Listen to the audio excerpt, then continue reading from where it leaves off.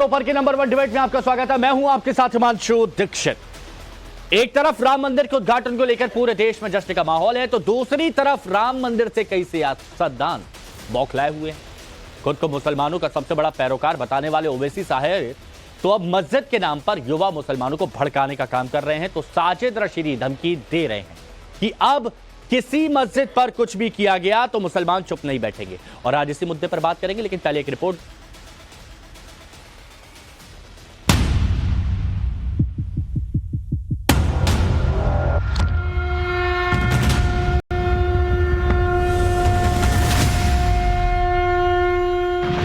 राम मंदिर के उद्घाटन की तारीख जैसे जैसे नजदीक आ रही है, पूरा देश राममय हो रहा है, तो विपक्ष के दिल जल रहे हैं।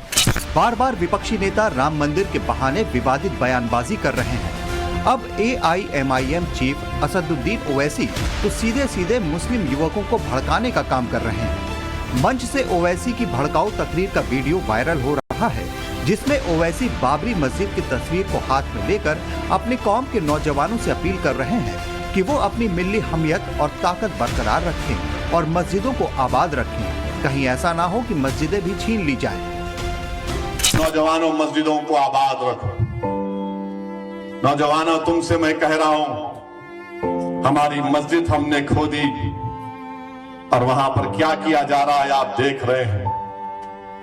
नौजवानों, क्या तुम्हारे दिलों में, हमारे दिलों में तकलीफ नहीं होती कि जिस जगह पर हमने 500 साल हय्या अल सलाह और हय्या अल फलाह की सदाएं दी, जहां पर हमने बैठकर कुरान करीम का जिक्र किया, जहां पर हमने बैठकर सलात और सलाम के नजराने पेश किए, आज वो जगह हमारे हाथ में नहीं है। नौजवानों, क्या तुमको नहीं दिख रहा कि अभी ऐसे 3-4 मसाजिद हैं जिसमें दिल्ली की सुनेरी वाली मस्जिद भी है। मेरे अजीज दोस्तों, याद रखो नौजवानों, ये जो ताकतें है ना तुम्हारे दिल से, जब इत्तेहाद को निकालना चाहते हैं, क्यों निकालना चाहते हैं? मिली गीरत को खत्म कर दिया जाए, मिली हमियत को खत्म कर दिया जाए। बरसों की मेहनतों के बाद आज हमारा एक मुकाम हमने पैदा किया, तो ये आपको इन चीजों पर गौर करना है। अपनी मिली हमियत को, मिली अपनी ताकत को बरकरार रखिए। नौजवानों, मस्जिदों को आबाद रखो। कहीं ऐसा ना हो कि मस्जिदें हमसे छीन ली जाए। मुझे उम्मीद है कि इंशाअल्लाह ताला आज का नौजवान जो कल का बूढ़ा होगा, वो अपनी नजरों को आगे रखकर अपने दिमाग पर जोर डालकर सोचेगा कि किस तरीके से मुझे अपने आप को, अपने खानदान को, अपने शहर को, अपने महल्ले को बचाना है। इत्तेहाद एक ताकत है, इत्तेहाद एक नेमत है। निफाक और इंतशार मौत है, याद रखो मेरी इस बात। ओवैसी के बयान पर VHP प्रवक्ता विनोद बंसल ने जोरदार पलटवार किया है। उन्होंने ओवैसी को जवाब देते हुए कहा कि जैसे जैसे राम मंदिर के उद्घाटन की तारीख नजदीक आ रही है, वैसे वैसे मुस्लिम युवकों को भड़काने, बरगलाने का काम हो रहा है। जैसे जैसे भगवान श्री राम की मंदिर में प्राण प्रतिष्ठा का समय नजदीक आ रहा है, वैसे वैसे बाबरवादी और इस्लामिक कट्टरपंथियों के पैरोकार, मुसलमान पार्टी के लोग बराबर मुस्लिम यूथ को भड़काने, बरगलाने और उनको आतंकवाद की राह पर धकेलने का कुत्सित प्रयास करने में जुट गए। ओवैसी के बयान पर बीजेपी ने भी निशाना साधा है। बीजेपी IT मीडिया सेल के प्रभारी अमित मालवीय ने सोशल मीडिया X पर लिखा कि हैदराबाद के सांसद वही कर रहे हैं जिसमें वो बेस्ट हैं, जो राम मंदिर की प्राण प्रतिष्ठा को सांप्रदायिक रंग देना है। 2020 में हैदराबाद में 2 मस्जिदें, मस्जिद मोहम्मदी और मस्जिद हाशमी, सचिवालय बनाने के लिए ढहा दी गई। ओवैसी इस शहर से लोकसभा के सदस्य हैं और उन्होंने इस पर कुछ नहीं कहा। आखिर तब मस्जिदों की याद नहीं आई। एक तरफ ओवैसी भड़का रहे हैं, तो दूसरी तरफ कर्नाटक की कांग्रेस सरकार राम मंदिर के उद्घाटन से इतना बौखला गई है कि तुष्टीकरण का असली चेहरा सामने आने लगा है। कर्नाटक सरकार ने 22 जनवरी को होने वाले प्राण प्रतिष्ठा कार्यक्रम से पहले मंदिर आंदोलन से जुड़े 30 साल पुराने मामले को एक बार फिर खोल दिया है। पुलिस ने 300 लोगों की ऐसी लिस्ट बनाई है जो कथित तौर पर राम मंदिर आंदोलन से जुड़े थे। इतना ही नहीं, राम मंदिर आंदोलन में हिस्सा लेने वाले बीजेपी के 2 कार्यकर्ताओं को हुबली से गिरफ्तार किया गया है। सवाल है, जब पूरा देश प्रभु राम की जय जयकार कर रहा है, तब विपक्ष को क्यों इतना भय लग रहा है? सवाल ये भी है कि राम मंदिर के बहाने ओवैसी जैसे राजनेता कब तक बाबरी मस्जिद पर आंसू बहाते रहेंगे? Bureau report, times now, Navbharat. Report आपने देख ली, बयान आपने सुन लिए, मेहमानों से मिलवाते हैं। विनोद बंसल जी, वीएचपी प्रवक्ता हमारे साथ इस चर्चा में जुड़े हुए हैं। महंत राजू दास जी, धर्मगुरु हैं, वो भी इस चर्चा में हमारे साथ हैं। मौलाना पीर अली कादरी साहब, अध्यक्ष MAEQ के, हमारे साथ में जुड़े हुए हैं। हाजी नाजिम खान साहब, प्रवक्ता पीस पार्टी के, हमारे साथ में जुड़े हुए हैं। आप सभी का बहुत बहुत स्वागत है। मौलाना कादरी साहब, पीर अली कादरी साहब, ये बयान आपको सही लगता है जो ओवैसी साहब ने अभी दिया? आपने सुना? देखिए साहब, मैं जैसे अपने नज़दीक ये समझता हूँ और सारे भारत को ये मैं अपना संदेश देना चाहता हूँ कि बाबरी मस्जिद राम मंदिर का जो डिस्प्यूट था वो सुप्रीम कोर्ट ने ख़त्म कर दिया और उसके दावेदार हिंदुस्तान के सारे मुसलमान थे और दूसरी तरफ हिंदुस्तान के सारे हिंदू भी थे। लेकिन सुप्रीम कोर्ट के आदेश को मानने के लिए हिंदुओं ने भी ये बात का जो है अहद किया था और मुसलमानों ने भी अहद किया था और हिंदू पक्ष के उस फैसला उनके हक में गया। तो हम मुसलमानों ने उस पर किसी किस्म की कोई टिप्पणी नहीं की और हमने उस आदेश को कबूल किया। आज वहां पर राम मंदिर बन गई है, वहां पर उद्घाटन होने जा रहा है। अब ये जो बयानबाजी है सर, ये बयानबाजी एक नूरा कुश्ती है। आप देखें कि उधर जो है इंद्रेश कुमार जी का बयान आता है कि 22 तारीख को सारे मस्जिदों में, दरगाहों में और जो है राम जाप होना चाहिए। अब इधर ओवैसी साहब ये कह रहे हैं कि मस्जिदों की हिफाजत होना चाहिए। अभी आपके मैं रिपोर्ट में देख रहा था कि तेलंगाना से, मेरा ताल्लुक भी तेलंगाना से है, वहां पर लगभग 2014 से लेकर अब तक के 6 या 7 मस्जिदें शहीद हुई हैं, लेकिन उस पर ऐसी कोई बुलंदबाग आवाज उठाई नहीं गई और सेक्रेटरीट में जो मस्जिदें तोड़ी गई उसी मकाम पर फिर वो मस्जिदों की तामीर नहीं हुई, जिस पर तेलंगाना में काफी आंदोलन हुआ। इसी बात को देते हुए मुसलमानों ने अपना गुस्सा बताते हुए BRS को मुसलमानों ने अपना गुस्सा बताया, मुसलमानों का गुस्सा निकालने की कोशिश की जा रही है। अगर आप कादरी साहब किसी से बोलते हैं खून नहीं खोल रहा तुम्हारा, क्या कर रहे हो, तो ये तो भड़काने वाली बात हुई कि नहीं हुई? देखिए, मैं कह रहा हूं ना आपको कि ये जो बयानात है हमारे अपने मुल्क के पुरसुकून माहौल को खराब करने के लिए, खराब करने के लिए, यानी आप मान रहे हैं कि ओवैसी माहौल खराब कर रहे हैं? हर दो तरफ से। ठीक है, खाली ओवैसी साहब नहीं, मैंने अभी इस बयान के बारे में बात की, आपको लग रहा है कि खराब कर रहे हैं। ठीक है, मैं जरा इनसे भी जान लेता हूं जो हमारे साथ में जुड़े हैं। पीस पार्टी के प्रवक्ता हैं हाजी नाजिम खान साहब। नाजिम खान साहब, आपको ये भड़काऊ लगता है कि नहीं लगता है? हाँ, देखिए हिमांशु जी, जिस तरीके से अभी मैंने ओवैसी साहब का बयान सुना आपके टीवी चैनल के माध्यम से, तो मुझे तो कहीं नहीं लगता कि इसमें कहीं कोई भड़काऊ बयान है।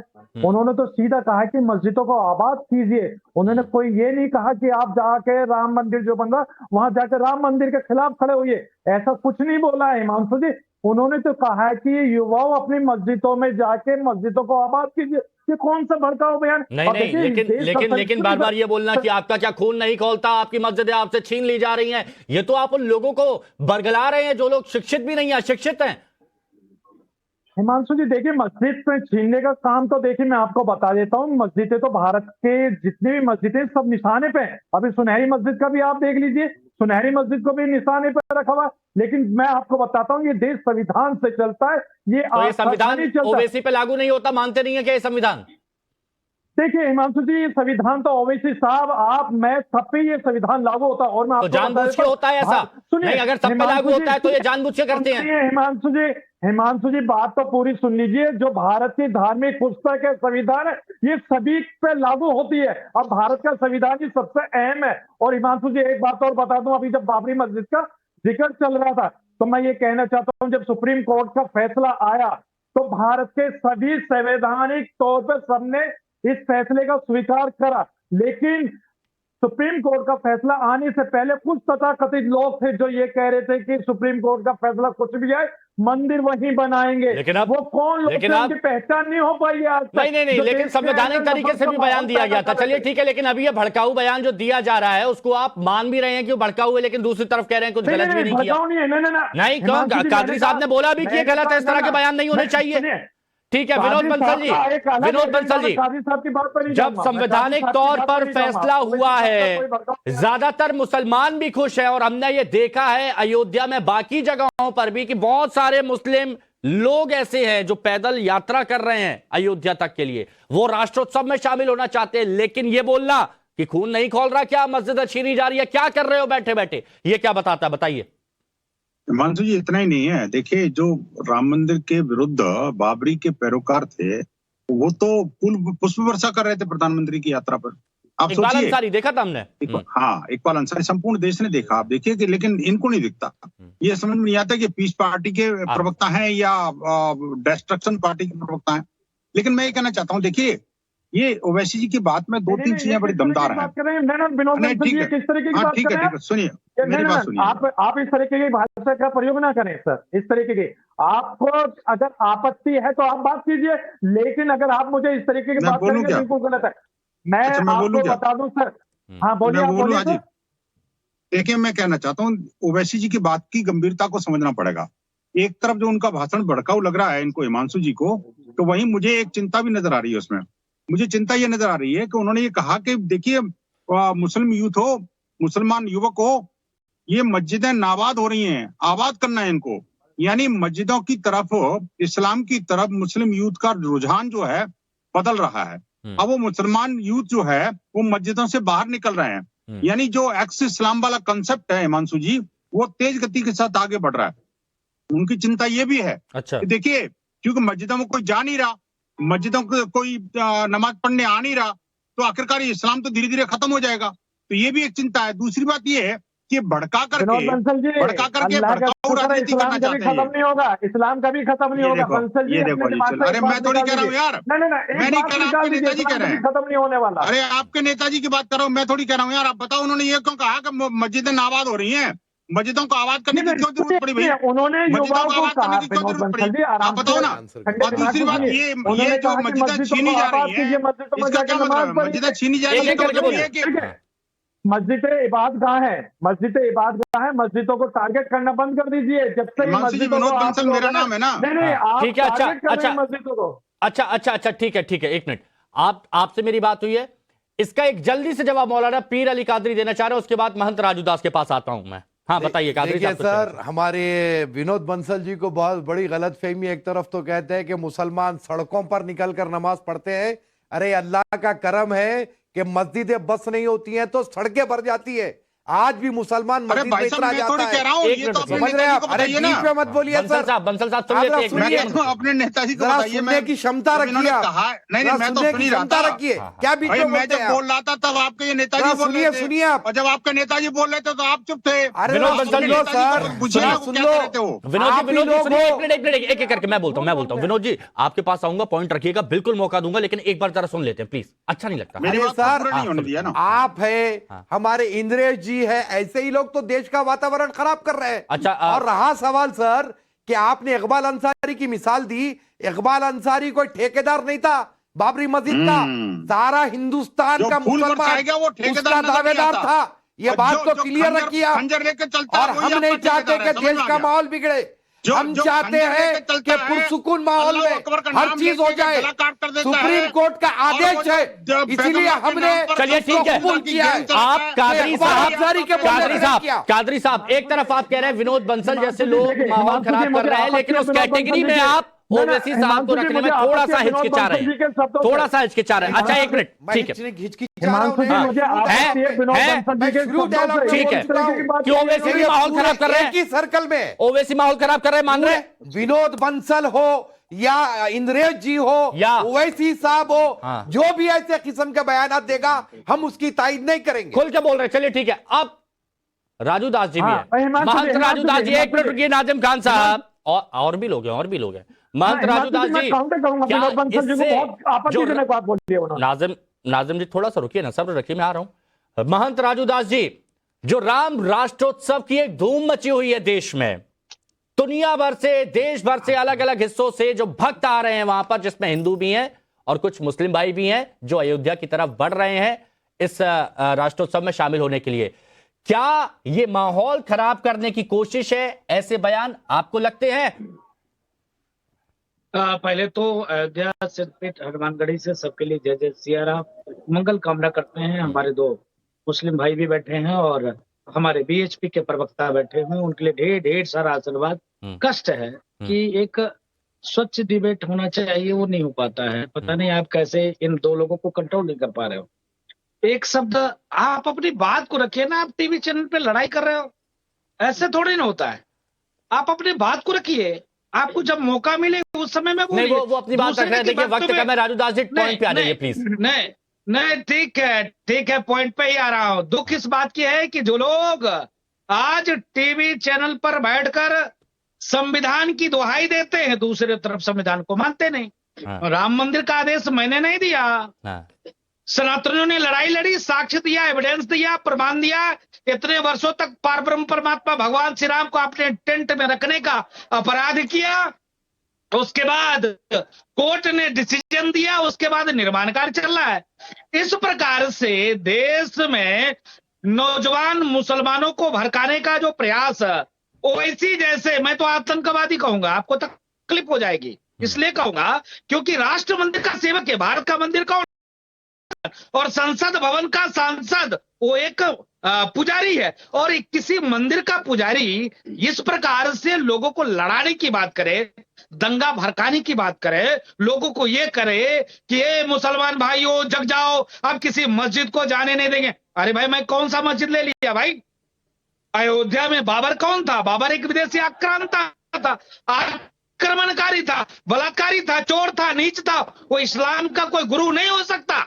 अगर इस्लाम का गुरु ऐसा नीच व्यक्ति हो, यह संभव नहीं हो सकता है भाई। एक तरफ तो आप कहते हो धर्म सिखाता है आपस में बैर नहीं करना, और दूसरे तरफ आप जहर उगल रहे हो। ये तो नहीं चलेगा।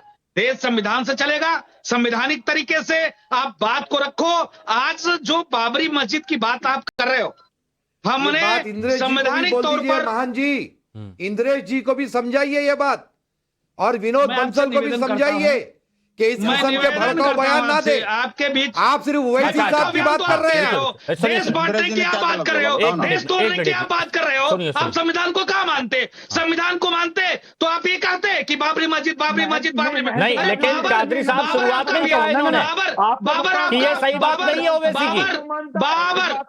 बाबर आपका आदर्श नहीं हो सकता। अरे हम मस्जिद की बात करते हैं, कल के दिन आप मस्जिद बनाओ, वो मस्जिद की भी हिफाजत हम ही करेंगे। हिमांशु जी, मैं काउंटर करूंगा, आपको जो काउंटर करने का मौका दीजिए। ये बताइए, संविधान जो सनातन सिखाता है, पुनः निवेदन करूंगा, सनातन सिखाता है धर्म की जय हो, अधर्म का नाश हो, प्राणियों में सद्भाव हो, विश्व का कल्याण हो। विश्व बंधुत्व के भाव लेकर आप चलोगे तभी हिंदुस्तान में रह पाओगे। अगर आतंकवाद को बढ़ावा दोगे, आतंकवादी विचारधारा को बढ़ावा दोगे, चलिए ठीक है, ठीक है। राजू दास आप अपनी बात रखिए। एक बार नाजिम खान को सुन लेते हैं। नाजिम खान आपसे भी कुछ सवाल करना चाहते हैं, एक बार उनको भी सुन लेते हैं, क्या कह रहे हैं, है ना? सुन लेते हैं, बोलिए। हाँ हिमांशु जी, देखिए सबसे पहले तो मैं ये कहना चाहूंगा, जो विनोद बंसल जी ने एक बात कही थी कि अल्लाह अकबर कह के गर्दन काट देते, ये मैं इनके इस बयान पर कटी शब्दों में निंदा करता हूं। और दूसरी ये बात बताएं, जो मुसलमान की नियत पे मुसलमान की मोबिलिटी, एक धार्मिक, सुनिए बात सुने, धार्मिक नारा लगाकर उसकी मोबिलिटी कर देते। और सुनिए, अब जिस तरीके से भी महन जी ने संविधान के बारे में मैं कहा ना, तो मैं उसको बता देता हूँ। इसी संसद भवन के अंदर क्या कह के संबोधित करा गया था? कटुआ मुसलमानों को एक मामला कहा गया, कैसी चीज आपको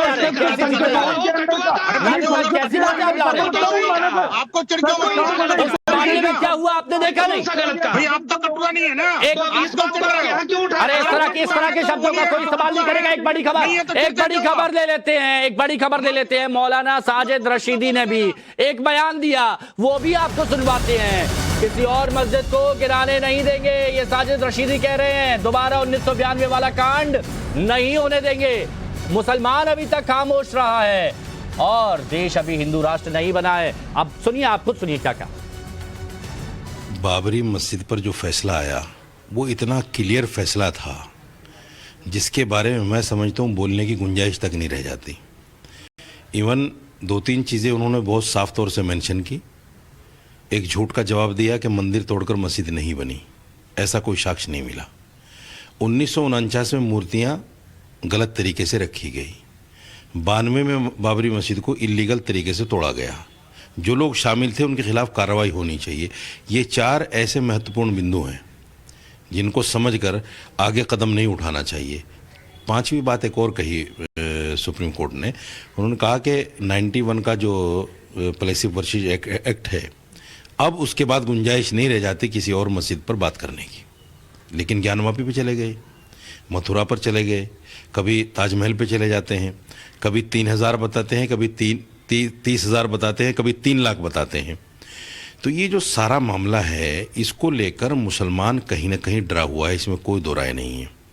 सिर्फ इसलिए कि कानून नाम की चीज़ ना तो 92 में देखी इन्होंने, सुप्रीम कोर्ट का फैसला आने से पहले ही 92 में ज़बरदस्ती मस्जिद को तोड़ दिया गया।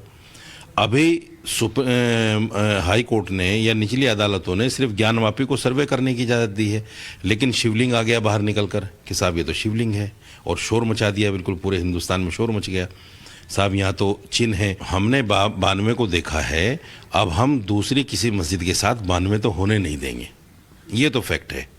क्योंकि मुसलमान सुप्रीम कोर्ट के फैसले के बाद खामोश रहा और अभी तक खामोश है।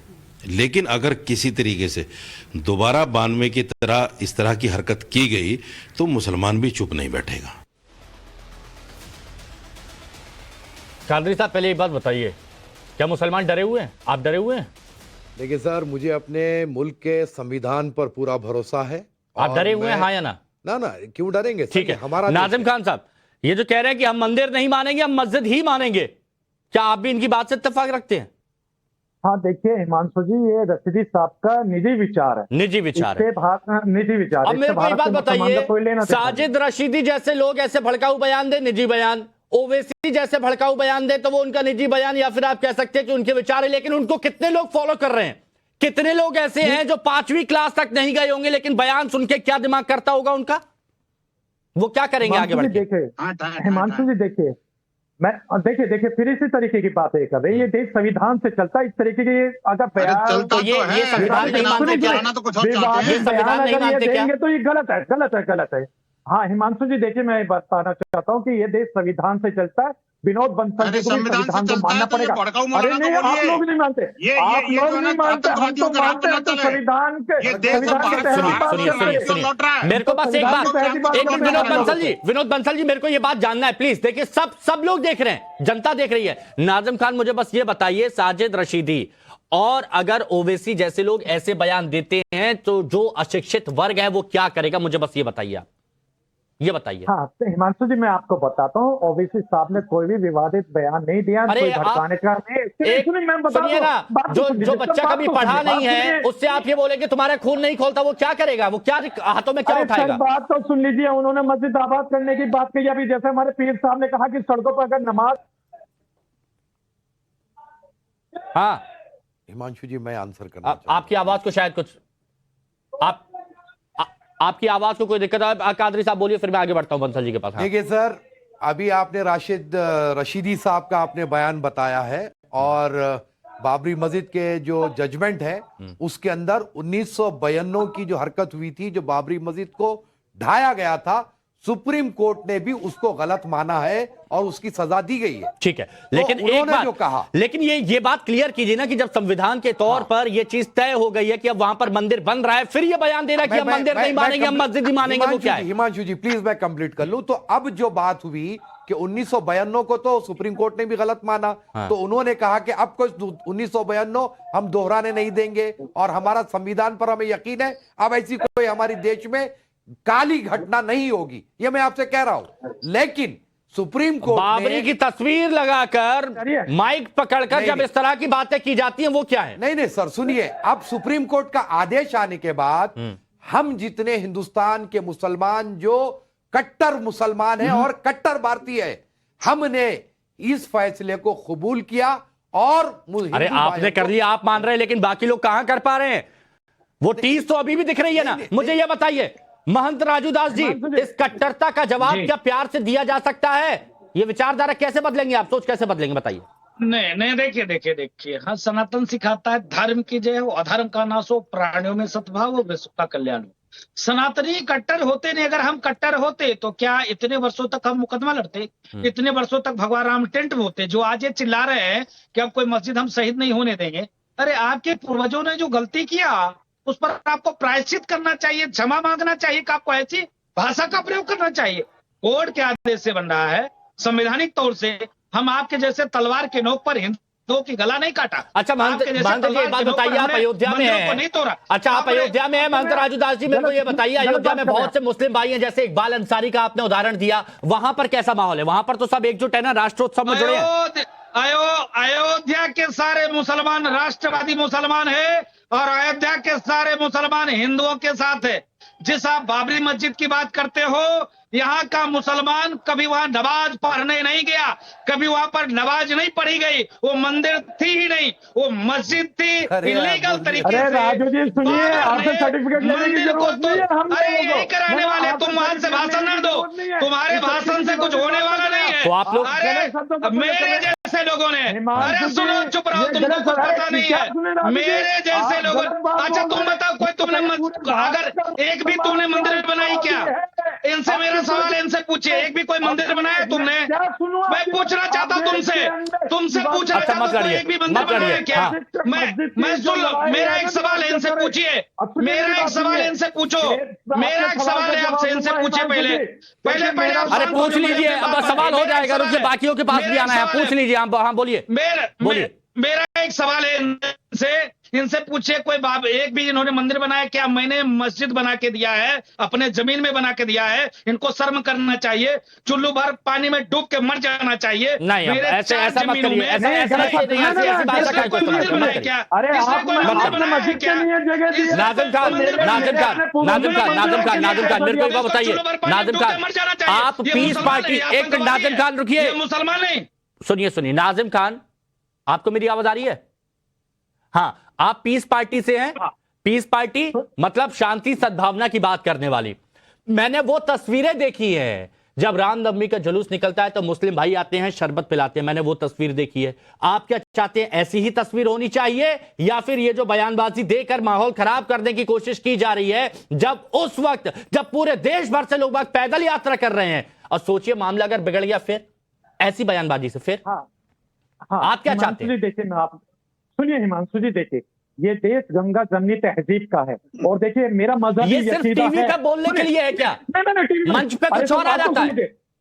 अरे सर बात सुनेंगे आप, सुने, मेरा मजहबी यकीदा है, जहाँ एक बार मस्जिद बन जाती है तो क़यामत तक इंशाअल्लाह मस्जिद ही तामीर है, कि मेरा मजहबी यकीदा है। और बात रही, देखिए ये देश के अंदर गंगा जमनी तहजीब है, हिंदू मुस्लिम भाईचारा है, लेकिन अभी आपके इस शो के अंदर कि विनोद बंसल जी ने क्या कहा कि गर्दन काट दी जाती है, इन्होंने बोला इनको शर्म आनी चाहिए, इनको माफी मांगनी चाहिए। मुझे ये बात बताइए, विनोद बंसल जी ने जो बोला वो मैं बात कर लूंगा, लेकिन गर्दन काटने वाली बात कुछ कट्टर सोच। अब देखिए, मैं वही बोल रहा हूं, जो अशिक्षित लोग हैं उनको अगर आप इस तरह का ज्ञान देंगे, कन्हैया के साथ क्या हुआ था,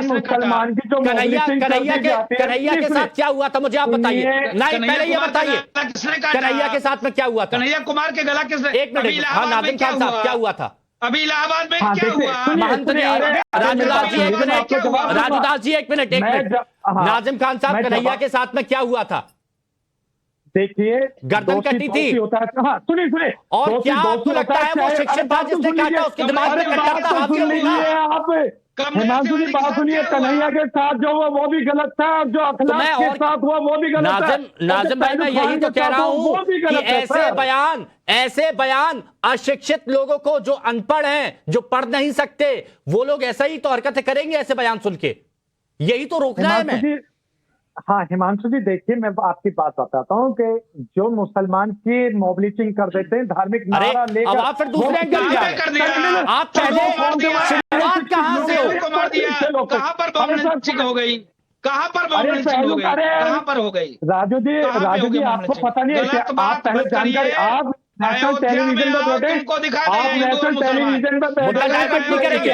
विनोद बंसल जी आपको दिखाई नहीं दिया, जो खूबसूरती तुमको दिखाई, मुद्दा डाइवर्ट नहीं करूंगा मैं। विनोद बंसल जी, एक मिनट आवाज कम करिए, दोनों की मैं आता हूं, दोनों के पास आता हूं। विनोद बंसल जी, अगर इस तरह की बयानबाजी जारी रही, भगवान न करे आने वाले वक्त में अगर कहीं कोई माहौल खराब होता है, तो उसकी जिम्मेदारी किसकी होगी? और क्या ऐसे मामलों में एक्शन होना चाहिए कि सोच समझ के कोई भी बयान दो, और अगर इस तरह से बयान दे तो उस पर कार्रवाई हो? हिमांशु जी, डिबेट के अंतिम क्षणों में मेरे पास आने के लिए धन्यवाद। पहले जब बोल रहा तो मुझे बोलने नहीं दिया गया, मैं बीच में बोला तो आपने टोक दिया। इनको नहीं रोका, मुझे रोकते रहे। नहीं, मुझे इस ऐसी बात का बात दुख नहीं है। है। हाँ। मैं नहीं, मेरा देखिए हर कोई शिकायत करता है, मौलाना साहब भी शिकायत करते हैं, आप भी कर रहे हैं। चलिए बोलिए आप अपनी बात। देखिए, मैं ये कहना चाहता हूं कि देखिए, जो बात गंभीर है उसको गंभीरता से विचार करना चाहिए। पत्थरबाजी से डिबेट में काम नहीं चलता। आप मस्जिद से निकल के पत्थरबाजी कर सकते हैं, कोई बात नहीं, वो उसका सजा आपको मिलेगी। वही बात मैं कहता हूं, देखिए ये करते हैं ना, ये आपकी जबान पर जहर है, ये जहरीले जबान पर जहर है। ये जब खंजर चलाते हैं, एक अरे कभी तो अमन और शांति की बात कर लो, प्रधानमंत्री को मारने की हसरत अरे रखते हैं। कभी तो हम लोग शांति की बात करो सर। गैंग चलाते हैं, अपने आप को सनातनी हमारी मस्जिदें आबाद नहीं है। अरे तो आपकी मस्जिदों में कौन जाएगा? उन मस्जिदों में आतंकवाद करने चलाओगे तो मस्जिदों में कौन जाएगा? पढ़ा लिखा मुस्लिम युवक मस्जिदों में नहीं जाएगा। जिस तरह के भड़काऊ भाषण आप लोग देते हैं मस्जिदों के अंदर, आप कर रहे हैं काम नहीं जाएगा कोई। देश का माहौल आपकी नाबाद होने वाली है। ठीक है, मुसलमान अच्छा बनने रहे हैं। सुनिए ना, अंतिम देखिए डिबेट का अंतिम पड़ाव है, इसलिए मैं कह रहा हूं ये भड़काने की बात छोड़ते हैं, कौन किस तरह की बयानबाजी कर रहा है, कहां से क्या होता है, लेकिन इस राष्ट्रोत्सव में सब लोग अपना योगदान कैसे दे सकते हैं ये बताइए ना बंसल जी। हिमांशु जी, मैं वही तो कह रहा हूँ, जब मैं बोलता हूँ तो ये सारे जिहादी बोल पड़ते हैं। सीधा बोलो ना। जब ये बोलते हैं तो मैं चुपचाप रहता हूँ। अरे तो सर आप आतंकी हो क्या? देखिए इनकी, आप आतंकी हो क्या ये बोलो? मुझे बोलने की परमिशन नहीं दे रहे। अरे जिहादी मैं कह रहा हूँ, देखिए मैं इस तरह की बातें देखिए मैं पहले ही कह देता हूं, मैंने कितनी बार बोला है कि आप लोग सभ्यता के साथ बात रखिए, सभ्यता के साथ, सभ्यता के। हाँ, अरे नहीं, अरे ऐसी बातें मत करिए। क्या मत, भव्य मंदिर बन रहा है और इस समय आप पत्थरबाजी की बात कर रहे हो। नहीं, हिंदुओं पर हमला करने की बात कर रहे हो। कोई किसी पर हमला करने की बात नहीं कर रहा है। मैंने पहले भी कहा, मैंने एक उदाहरण दिया कि जब हिंदू भाइयों का कोई कार्यक्रम होता है, मुस्लिम भाई आते हैं, शरबत पिलाते हैं, स्वागत करते हैं, फूल बरसाते हैं, मुझे वो वाले हिंदुस्तान की बात करनी है, मुझे उन लोगों की बात करनी है। हिमांशु जी, मैं कहना चाहता हूँ, देखिए पूज्य राजूदास जी महाराज हमारे महंत हैं हनुमानगढ़ी के, और इनको एक जो ये डिस्ट्रक्शन पार्टी का प्रवक्ता कह रहा है राजू, अरे शर्म आनी चाहिए आपको। महाराज को कैसे बोलते हैं? कितनी भी कोशिश कर रहे हैं गुलाब के फूल खिलाने की, लेकिन कुछ लोग कांटे लिए रहते हैं और वो कांटे चबाते ही रहेंगे, है ना। मतलब इस देश में ये कहा गया है कि इतने सारे लोग एकजुटता के साथ इस देश को सुंदर बनाते हैं, लेकिन यहाँ पर कुछ लोग हैं जो कांटे चुबाने की कोशिश कर भी रहे हैं। लेकिन मैं तो बस यही कहूंगा कि एकजुटता के साथ राम राष्ट्रोत्सव में सब लोग शामिल हो। बहुत बहुत शुक्रिया आप सभी का यहाँ पर जुड़ने के लिए। वक्त